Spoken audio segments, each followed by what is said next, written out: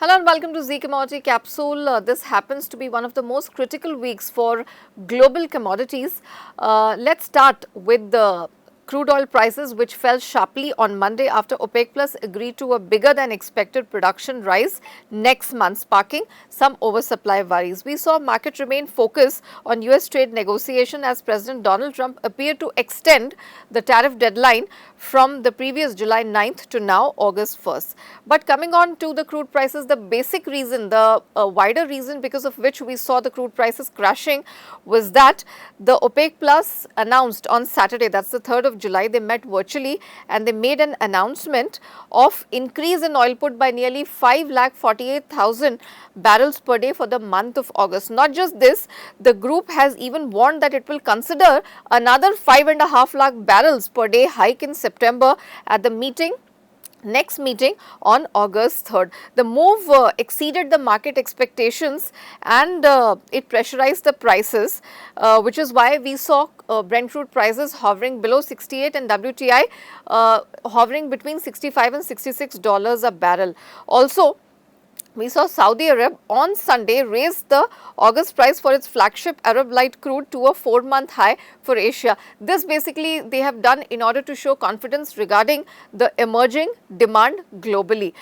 Meanwhile, Goldman Sachs analysts expect OPEC Plus to announce the final 5.5 lakh barrels increase for September in the next meeting on August 3rd. Coming on to copper prices on Shanghai Futures Exchange and LME, we saw on both the exchanges the red metal slipped, and this was the third trading session when we saw the red metal trading in red,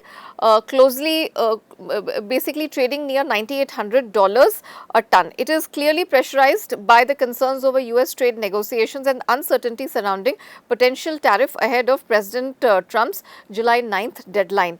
US is close to finalizing several trade agreements and will notify about a dozen countries of higher trade tariffs starting Monday. Meanwhile, copper inventories at Shanghai Futures Exchange warehouses gained for the first time in 3 weeks by July 4th. It rose by nearly 3.7%, but for the year it's down nearly 74%. Total copper stocks at LME register warehouses rose for 4th consecutive session, advancing by nearly 5%. Gold prices have dropped on Monday after US President Donald Trump signaled progress on multiple trade agreements and announced extended tariff reprieve for several countries. With this, US gold lost nearly $25 to trade near $33.20 an ounce. US dollar index meanwhile has been listless near 97 after registering its second consecutive weekly loss last week. Silver prices have edged close to $37 an ounce, hovering near highest level since 2011. Malaysian palm oil in agri space is where you need to keep your eye on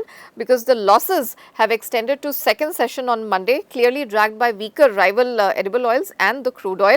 Palm oil logged 1.5% of gain last week. And lastly, Robusta coffee is where you need to keep your eye on because coffee is hovering near 1-year lows, in fact 14-month lows to be very precise.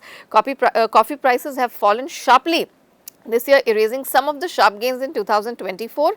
Having said so, on Friday, we saw Robusta coffee edged up nearly 1.5% and managed its first weekly rise after 9 consecutive weeks of decline.